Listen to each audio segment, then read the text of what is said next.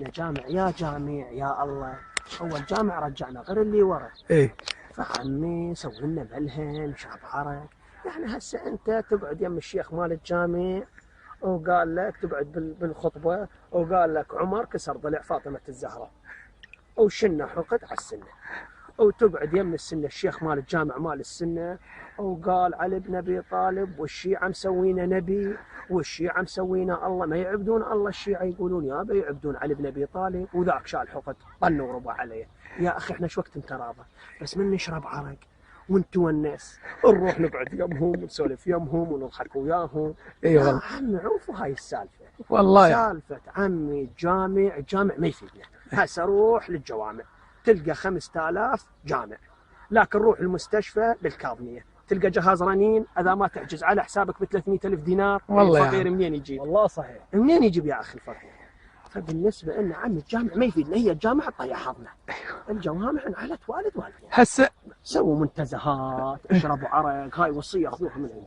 إيه. تونسوا، صدق كون على ثقه، نصير بخير ونصير بامان والله يرضى علينا حتى من فوق الله. زين اكو عداله يعني ارد اسالك، يعني انا علي العيده اطب للجنه وعلي بن ابي طالب طاب للجنه؟ اذن ماكو عداله عند الله سبحانه وتعالى.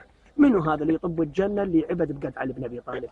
ماكو. عمي علي بن ابي طالب من انضرب قال فزت ورب الكعبه، واني لاني رايح ويا علي بن ابي طالب طاب للجنه وعلي بن ابي طالب طاب للجنه. بيا دين هذا، بيا حق، بيا شريع، بيا مشروع. فعمي بالنسبه للجنه بس اهل البيت بيها، واحنا بجهنم الله وكيلكم محمد كثير. هسه احنا شنو المطلوب؟ احنا المطلوب عندنا هاي هالصحراء الحلوه المفروض من عندنا ونتكاتف وكل واحد يجمع له 500,000 600,000 دينار وننطيهن ونبدا لنا فرد ملها.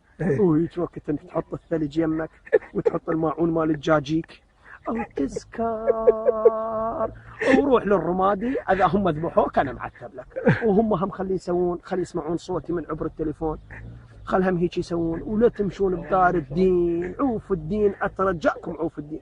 خل نعيش عمي، خل نتونس مثل هاي العالم، مثل هاي العالم. ذولاك الهند هذا يعبد الهايشه وهذا بصفه يعبد الله سبحانه وتعالى، هذا يعبد الهايشه وهذا يذبح الهايشه ضحيه لابو المسلم. شو ما تذبحوا؟ والله شو ما قال له عم انت ذبحت الله الرب مالي؟ شو ما قال له ذبحت الرب مالي؟ من خرب الرب مالكم. اصحوا اصحوا ولد الكلب ولد الحرام. اي هالذبح عليش هذا الله سبحانه وتعالى مسوي البشر 9 اشهر بطيز ابوه او 9 اشهر ببطن امه، او تجي انت ذبحت بيا دين بيا شريع. الله يرضى بهالعمل هذا؟ لا عمي الله ما يرضى. فاللي اطلبه من عندكم وترجاها من عندكم لا تظلون تسمعون قال السيد الفلاني وقال العرعور وقال شو يسمونه هذا سعيد اللافي.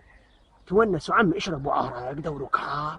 هذا الدين الحقيقي، هذا الله سبحانه وتعالى صدق ما يرضى عليها. لكن خلنا نروح جهنم في سبيل اطفالنا في سبيل ما واحد يذبح واحد. وبلك الله يرحمنا عود الله حمغ هناك نتوسل به ونشوف وهي كلها 10 سنين 20 سنه عند الله احنا بجهنم. بلك الله يرحمنا برحمته. والله على واحد شك صحيح.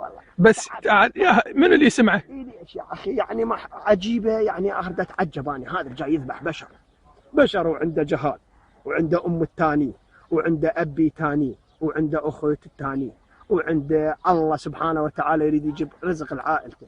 اي انت تلقاه بالدرب تذبحه بالرمادي. اي علي شو مسوي لك؟ اي كلب ابن الكلب. هذا دين هذا عباده. اي دينك ونعالي والله.